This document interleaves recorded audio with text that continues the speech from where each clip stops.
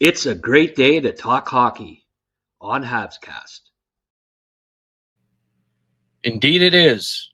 Every day is a great day to talk hockey. I'm your host, Grant McCagg, flying solo tonight. It is a Friday night, October 10th, about around 6 o'clock on our WhatsApp group. I texted out, "Hey, anybody want to join me for a podcast tonight?" And I got crickets. Imagine that. People with things to do on Friday night. Like, what's with these people that have lives? Anyways, I was bored. I came up with a great subject, and I thought, you know what? I'm going to do a Friday night HabsCast. Montreal coming off a great win, 5-1 over Detroit. Didn't surprise me at all. I knew it all along. And what was really encouraging, I thought, when you look at the goal scorers, you had Bolduc, you had Slav, you had Kapanen, all these young guns, right? And I got thinking,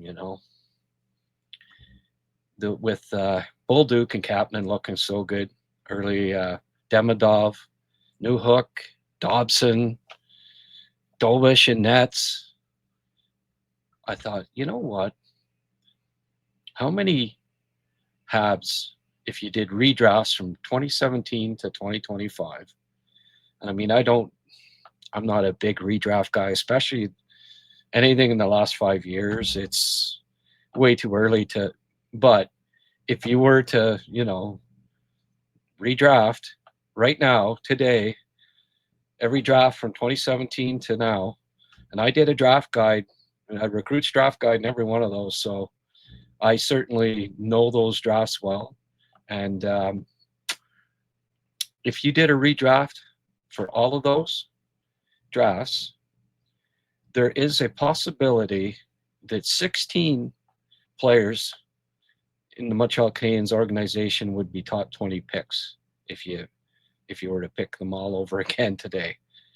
So 2017, 18, 19, 20, 21, 22, 23, 24, 9 drafts, 16 players that on the Habs or in the organization that you could argue would go top 20 in their draft years if they were to pick the players again. So I'm going to discuss this. We're going to have a look at the players in question, and I'll just bring up the list here. All right, 2017, my first recruits draft guide came out 2017, and I had Nick Suzuki, I believe 8th or 9th. I had him and Thomas back to back. Anyways, Rob and Thomas was the guy that I hoped that the Canadiens, when he got to 20 in the draft, I'm thinking, oh boy, Canadiens had the 25th pick. Canadiens had the 25th pick that year, and they ended up getting Paling, who, become a decent NHLer. There's certainly been worse picks. There were worse picks ahead of him in the draft that year. But Thomas was the guy that I really liked, and St. Louis was fortunate that he dropped to a bunch of teams took like Cal Foote and Valimaki and Vakanainen and all those, Brandstrom, that run of defensemen that were taken, I thought, too high. And, all went, and I'm thinking, geez, it'd be nice if Montreal could move up in the draft. That happened regularly in that time period. I would converse quite a bit with Trevor Timmins, during the draft, and I'd be, move up if you can, move up. Of course, it was never up to him. Bergie was a little reticent to do that. It wasn't a big move up. In part because he didn't have the assets, right? He wasn't loaded with a lot of picks. Like, that's one thing. He left the Canadiens with a bunch of draft picks, like some Bergevin for the next regime, and by 2022 when he got fired, the Canadiens had accumulated more picks and made and done better drafting, and I think that in part was due to Marty. I don't think it's a coincidence that Marty Lapointe becoming involved in the amateur draft in 2018 on a serious basis helped them draft even better, but they also had more picks. Anyway, 2017 was my first draft guide with recruits that I put out, and I loved Suzuki. I saw him play a game against London where it was the best game of the year. I mean, he's from London. He dominated. He was fantastic, and I loved him. Thought of him as a top 10 pick, and when the Canadiens got him in the Pacioretty trade, I was plenty happy, believe me. So back to the list here. So Nick Suzuki, would he be a top 20 pick in his draft class? All day. Maybe top 5, right? You look at this. He's a 1C. So 1Cs, top 10 picks. Should have been a top 10 pick for sure. All right. 2018, they picked up Dobson, top pairing defenseman. He looked good the last couple of games. I've really liked him. I had him ranked. I had him and Bouchard back to back 5-6. I really liked Dobson, and I thought it kind of. I was surprised when he dropped out of the top 10. The Islanders, I think, got a steal outside of the top 10 with Dobson dropping that far. I mean, all the kid did was win Memorial Cups and take teams that weren't that great and log 30 minutes a night, and in all situations. I loved them.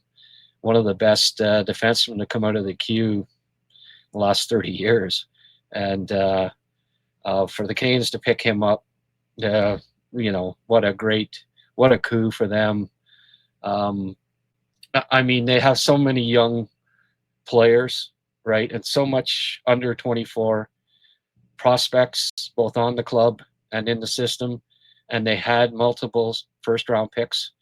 I predicted that they'd trade at least one of them, and it didn't surprise me when they packaged the 2 mid-teens picks to get what is going to be 20 to 25 minute a night top pairing defenseman, right defenseman for them for the next few years. So great addition, and without a doubt would have been, if you did a redraft, he'd be a top 20 pick. He'd be a top 10 pick from his draft class. I think it's fair to say if you did a redraft. Anytime you got a first pairing defenseman, that's top 10 all day. 2019. All right. Cole Caulfield, first line left winger. Well, I mean, what can you say, right? He's top goal scorer from his class, or second, top 2, top 3 in points. He's Caulfield, as we saw last game too. He's really rounded out his game. He's not just a goal scorer. He's learned to play defense. Marty St. Louis has taught him well. Fellow talented, diminutive winger that became a Hart Trophy winner as he developed into an all-round fantastic player.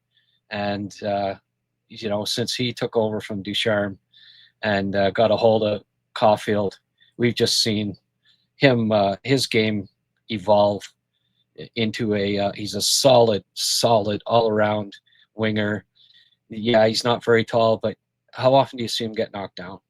He knocks other guys down more than he gets knocked down. Strong kid, right? He's built right, low to the ground, low center of gravity, strong, very quick. He gets good leverage. He's hard to knock down. He's hard to catch, and he's hard to knock down. And he's not afraid to go to the dirty spots. He'll do whatever. He's a goal scorer. He'll do whatever needs to be done to get a goal. And he's also developed his defensive game and his playmaking immeasurably since Marty got a hold of him.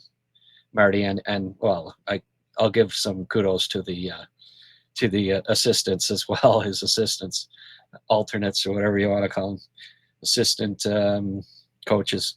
Now, we'll get back to the list there. So Caulfield, obviously, I mean, top 5 from his draft class.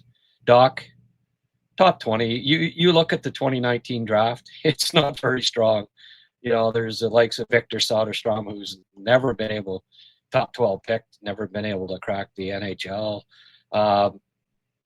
It was not a deep draft year. And while you might not take Doc top 10, you could argue he'd go outside of the top 10. He's still a top 3 center at this point, and might be a number 2, but we'll see. But I think he's top 10. He's definitely top 10 in points in his draft class. So if you did a redraft, he'd be a top 20 pick for sure. Whether it's, I think it's probably 10 to 15 somewhere would be safe place. But I mean, there's a lot that can still change. Just as a fairly young group of players, 24, 25. They're just entering their primes now. So we'll look back at that draft class in 5 years and we'll see, right? Now let's get back to this Newhook. Well, some may say, would he be a top? Go back and look at that draft class, folks. Yeah, you would pick him. You would pick Newhook right about where he was drafted, somewhere in the mid-teens. He's top 10 in points from his draft class, and playing a second-line role. Looks like he's figuring some things out too. He's becoming a better defensive player, just like Caulfield, better all-around player. Certainly one of the fastest players from his draft class. I'd argue top 3, maybe in skating speed. So, hey, that's a top 20. If you did a redraft of 2019, Alex Newhook would be a top 20 pick. So it cost the Canadiens 2 late first-round picks for him. They're not helping Colorado now. And Alex Newhook's helping Montreal. I don't know, if you went back and looked at that trade again. I mean, there was a time when I thought, maybe they should have held on to those picks and taken them. But Newhook's helping the Canadiens right now. Helped them make the playoffs last year. Will help, and if they make the playoffs this year, he's going to be a big part of it. He's become a penalty killer. Second line winger, penalty killer. That's a pretty valuable piece on any club. And if Colorado hasn't exactly been teaming with top 9 wingers either, forwards the last few years. Their top end guys, great, but he'd be in the top 9 in Colorado the last couple of years, and this year too. It's not like his salary is exorbitant. I'm sure they look back and think, well, if we'd have kept him, it wouldn't have been a bad thing either. But they thought at the time, well, he may not have a spot. Let's get rid of him while his value is still pretty high. But in retrospect, that wasn't a bad deal for the Canadiens, and Newhook looks like he's figuring some things out. And yet another guy that if you did a redraft would be a top 20 pick in his draft class. 2020, Caden Gooley. Yeah, well, I love Ghouls, and he was the top guy. He was the top guy on my board when the Canadiens picked him at 16. I couldn't believe that the Leafs had passed on him. He just seemed like the absolute perfect choice for them. They needed that, and they still do. Like, really, they don't. I don't know that they have a Caden Gooley. He's a better version of Ben Danford, as far as I'm concerned. A lot better, and they've had a need for a Caden Gooley on their, a young 2-way, hard skating, hard nosed, top 4 defenseman. They've had that need since they've been a playoff team, and they passed on him. Montreal picked next and said, "Thank you very much. We will take Caden Gooley." I was ecstatic. I congratulated Trevor a lot, Trevor Timmons, on that one. I thought, hey, you can't go wrong. This kid's got top four potential all day. Just has all the tools to be a second pairing defenseman, in the NHL. So love the pick, and he's battled injuries and this that, but would he go top 20 if you redid the 2020 draft? Go back and have a look, folks. No brainer. He'd you can make the argument that a team would grab him in the top 10 if you did a redraft 2020. Dobish. Well, right now he's top two goalie in the NHL. There are two in that draft class, and he was the 13th goalie chosen that year. And the only other one that I think is regular, like that is in the lineup, and I may be wrong. I didn't look at the goalies underneath, so apologies if I missed somebody. But Merlainen's the only other one I think that's got an NHL job right now. And if I were to, I don't mind Merlainen. He's come a long way. Surprised me.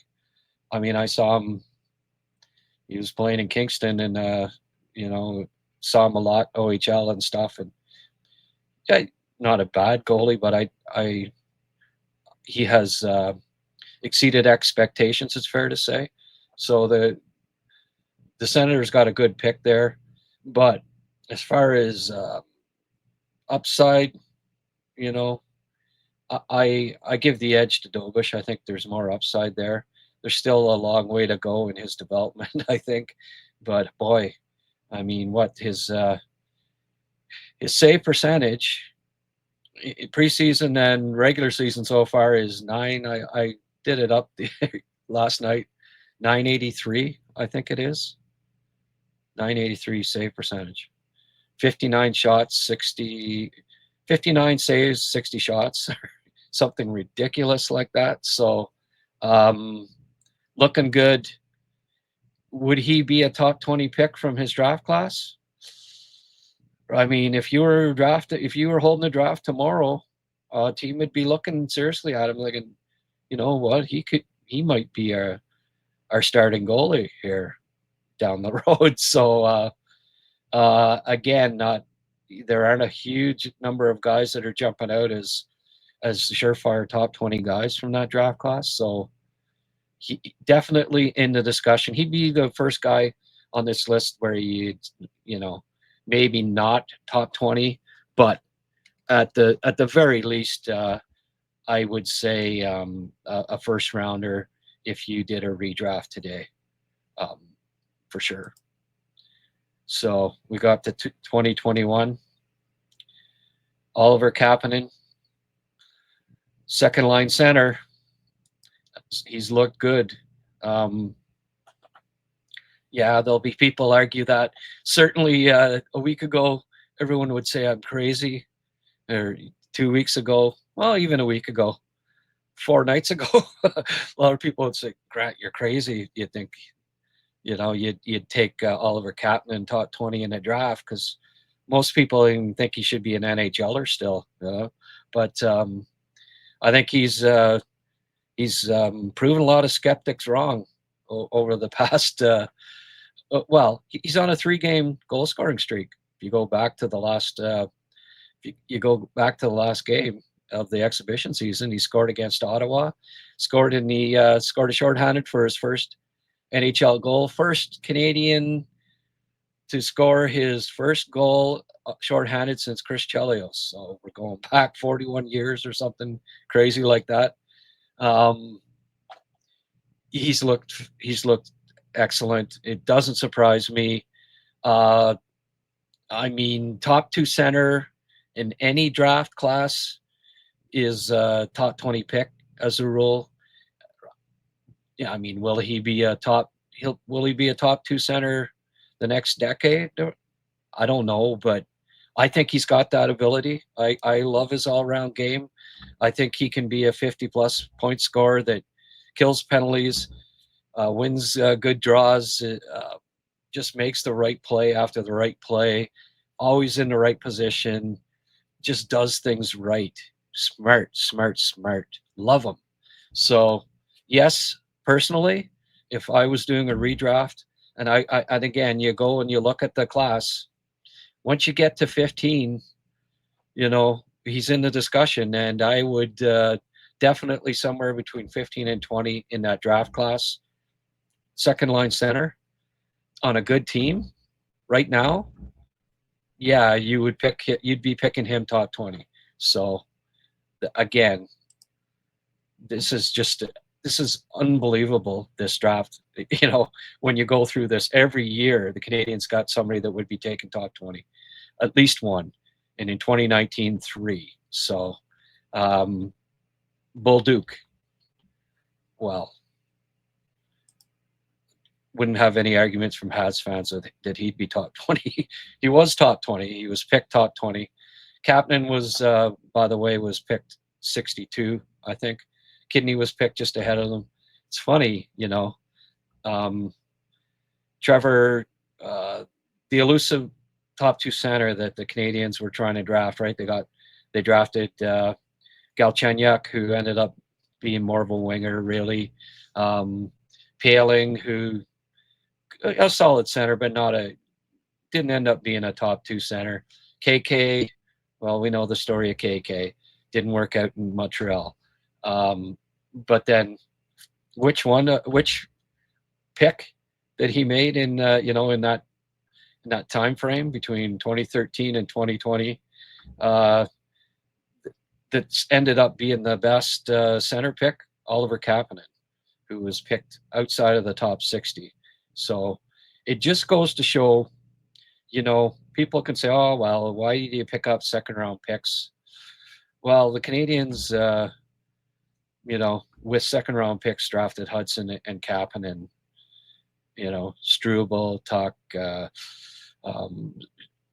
Jarosky, Beck, like they made a lot of pretty solid second round picks in the last few years. And, there's a reason why teams trade for second round picks. They can end up being, some of the best players, Shea Weber, Patrice Bergeron. You can go on and on. I think Duncan Keith was a second round pick. Some of the best, Kucherov. The list is endless of second round picks that end up being fantastic NHLers, right? So, kudos to Bergevin at the time, finally figuring it out that, hey, we need, because there were a few years there when the Canadiens, they like the Gauthier era and stuff like that, they had like one top 90 pick, or trading away their second, third rounders, and Bergevin finally started figuring out that, hey, you need top 90 picks. We need to rebuild the system here, get some youth in, and build up, restock.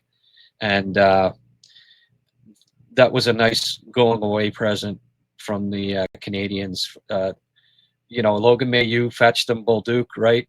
And Kapanen now is second line center. So it ended up being a good, Gooley, Caulfield, Dobish. The Canadiens, the last regime did leave some nice things for these guys to either trade for other good assets or develop into good NHLers, Caulfield, obviously.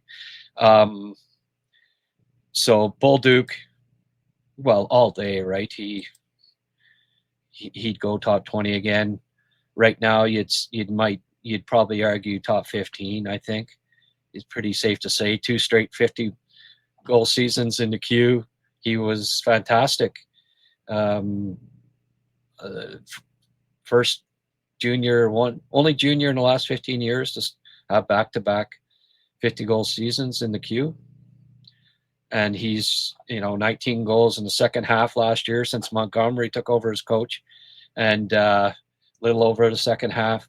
And now Montreal starts out with 2 goals, and we thought 3 in the first 2 games, but he's looking good. And without a doubt, in a redraft at this point, you would take Zach Bolduc in the top 20 as well. All right, 2022, Slav. He's a first line right winger. First overall, we know all about it. You would argue with both these guys, Slavkovsky and Hudson, today. I think most people are of the opinion that if you did a redraft, that Slav, Cooley, and Hudson would be the top 3 picks. And you can, whatever order you want to put it in. Personally, I'd still probably have Slav 1, Hudson 2, Cooley 3. Maybe there's a bit of bias there, but you can argue whatever way you want. Cooley could end up being the best of the 3. I think they're all close. I like all 3 a lot. Slav obviously brings different dimensions that Cooley doesn't. Hudson, well, rookie of the year, just fantastic young defenseman. Leads the team in ice time most nights. Did again last game too. So So hey, not only top 20 picks, 2 of them, you can make the strong argument for them being top 3, and certainly no brainer. I don't think there'd be a team in the league that wouldn't take both of them top 5 in a redraft right now. 2023. Now this is where we start getting into, projection, right? Now, like Ryan Bacher, I say top 4D. I mean, that's projected. I truly believe that he'll be that. And no doubt, if you were doing a redraft today, any team would take Ryan Bacher in the top 20. I have no doubt about that. He'll just need some time. By the end of the year, he'll be ready for the NHL. Next year, he'll step in, and I foresee him being a top 4, second pairing, right D at the worst, maybe a first pairing in his prime. So that's a top 20 pick all day, likely top 10. I think you'd still say if you were doing a redraft. But again, it's way too early to be making firm judgments on these guys. Fowler, same deal. Top 2 goalie, I think is the projection on him. And there's a lot of talk, a lot of guys, a lot of goalie experts, a lot of guys that think they're goalie experts say he's the future starter, number 1 goalie. They aren't, number 1 goalies aren't picked in the top 20 very often, but there's a reason for that, because usually the ones that are drafted in the top 20 don't end up being the best goalies because they're so hard to judge, right? So top 20, that this is where it's getting difficult, right, to say. But if you did a redraft, I think it's safe to say that there'd be a team picking Fowler in the first round. Would it be top 20? Well, there's so much, you still have so much projection to do on a goalie a couple of years after their draft. Some people would say, yeah, he'd be top 20 in a redraft for sure. But I don't know.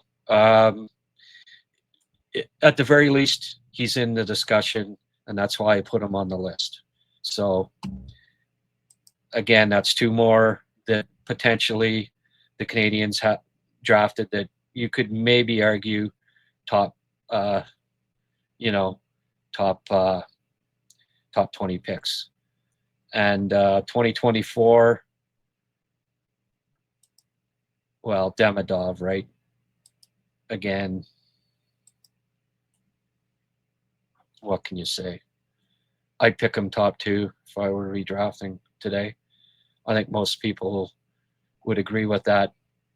I had him ranked second overall. I thought Chicago was crazy to pass on him. Well, we'll get to see Levchunov against Demidov in the next game, right? Nazar against Doc, Levchunov against Demidov. Kind of two sort of draft storylines there, right? That surrounding the next game, Montreal against Chicago. Yeah, it's obviously top 20 if you did a redraft, even though it's too early to be emphatic about these things. Yes, you would pick Demidov top 20 in a redraft, any draft. You pick him top 5, and if I was doing the draft again tomorrow, he'd be number 2, maybe even number 1. It get back to me at the end of the year. Michael Hage, I've got him down as projected as a top 9 forward.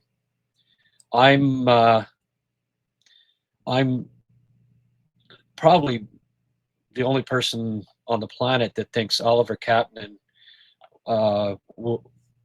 is a better fit as a second line center than what Michael Hage will be down the road. People will argue, send me your comments. I'll disagree, but I'll read them anyway. On Michael Hage, I don't know that Michael Hage will be a center in the NHL. I just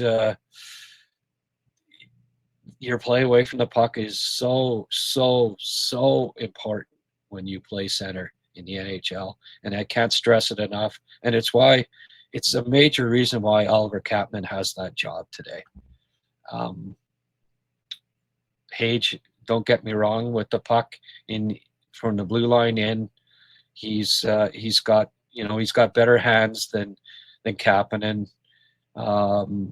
Might be a little better passer. They both have good shots. They could both score goals. But all around game, play away from the puck, defensive hockey sense, all of those things are in Kapanen's favor. And nevertheless, Hage, he's got second line forward upside. Like he could be a second line winger. He might, if everything goes well. And I mean, a lot of people have him penciled in as the future number 2 center, and it's possible. It could be him down the road.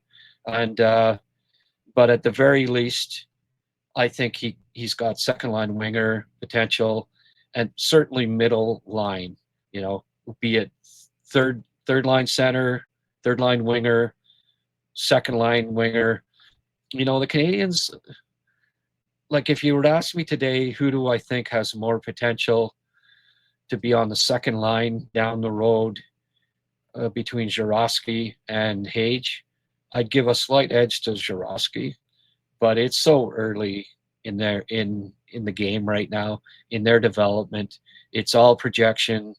Like I say, a lot of people say, well, Hage, he had 7 points last weekend, and people jump on the bandwagon. They love to see points, but there were a lot of points on the power play, a lot of points after the score was 6-7-1 against a really poor Mercyhurst team. I mean, the 2 assists that he had in the second game, one was on the power play, the other was with two-man advantage, and they were just passes that, I might have been able to make. So I'm excited, don't get me wrong, but I think people are maybe getting a little too excited at this point. Wait and see. Certainly top 9 potential. If you did a redraft, again, he's probably on the bubble, but I think you'd strongly consider him top 20. He didn't go top 20. He went 21st. But, there are some guys picked ahead of him that I think he's looked better than so far. But also there are a few guys picked after that you might, for Surin, for one, I had him ahead in my draft list, and I would pick him ahead of Hage today. But yeah, he's right. He's right there, 15 to 25 somewhere. You'd pick him, I think, if you were doing a redraft. So again, another guy that you can argue in a redraft would go in the top 20. So 2025 Zborowski. Well, I already mentioned him.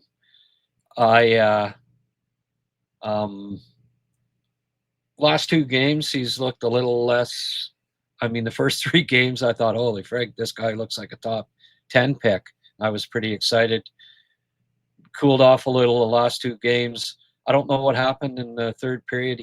I was watching a game today, and he didn't play in the third period. I missed the end of the second, and I'm not sure if he got injured or not. I haven't had time to get an update, but fallen off the last couple of games. But that, hey, he's an 18-year-old playing in the KHL. There are going to be ups and downs. But still, his skating has improved. His defensive play has improved. He's a very smart player. His puck skills were top 5 in the draft class, maybe top 3. Fantastic stick handler, dangler. There's a lot to like there. And if you asked me today, do a redraft, I would pick him. I would pick him in the top 20. So there you have it. 16 players. I'd say 13 for sure. You would take top 20. 3 guys, you can argue maybe a little bit one way or the other, but personally, 16 players in the 9 drafts between 2017, 2025 in the Canadian system that I would take top 20. And then, you've got Matheson. Out of the older group, line A would top 20 from his draft class. Matheson top 20 from his draft class. Gallagher top 20. So 19 in the organization that you would say in redrafts would be top 20 picks. But the real, I think the real key to this is the fact that, this group here, these 19 players, they're all under 26 years of age. Suzuki being the only one that's over 25, that is 25, over 24. So that's pretty crazy, that they have that much talent. There's not another team in the league that can match that. They can say in the 9 drafts since 2017, they have 16 players that you could make the argument, a strong argument, should have been top 20 picks. There's not another team. So right now, the Canadiens these are the reasons why, even before they made the Dobson trade and the Bolduc trade, I did going into last season, a best under 25 in the NHL. I ranked Montreal first.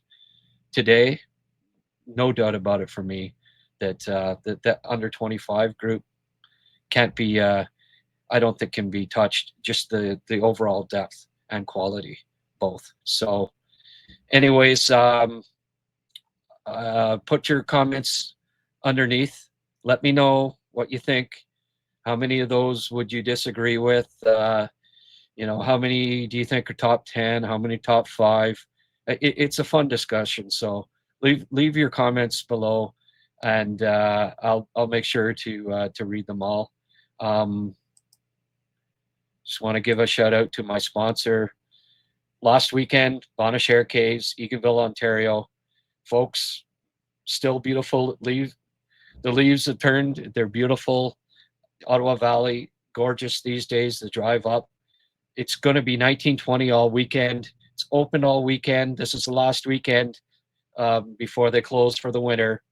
You want to go on a family trip with your kids? Perfect place to go. this weekend. Eganville, Bonachere-Cays. It's about an hour from Ottawa. 613-628-2283. A private family-owned business run by hockey fans. And they're great people, folks. So there you have it. My look at, the under 26 group that Montreal has right now. The pedigree is just amazing. The Canadiens are such an exciting team. They're well coached. They've got all the talent. I think they're making the playoffs. I think they're going to win at least one round this year. Who knows? Maybe they can win the East. I think they're right in that mix. And it's exciting start to the year. It's exciting to see how well the prospects are doing. There's other kids like Pickford and Papanicus and all these other guys that I'm going to be following really closely this year that I think were really good picks too. The Marty Lapointe era, since 2018, there's been so many good picks. And then also he'd be consulted for these guys they're picking up, right? He would have been he'd have seen Dobson in his draft year. He'd have seen Bolduc. He'd have all these guys. So I'm sure they pick his brain before they make these trades. And Marty gave me okay. I'm sure that saying, oh yeah, I like that guy. Pick him up. So anyways, that's my look at what the Canadiens have in the system as far as under 26 talent goes. And I think it's unparalleled, and it's an exciting time to be a fan of the Montreal Canadiens. All right, that's it for my Friday night edition of the HabsCast.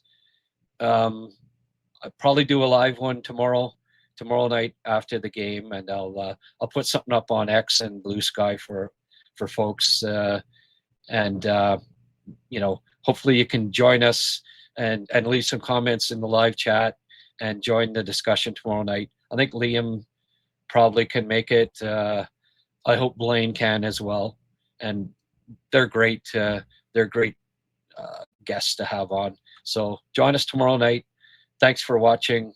Have a good night.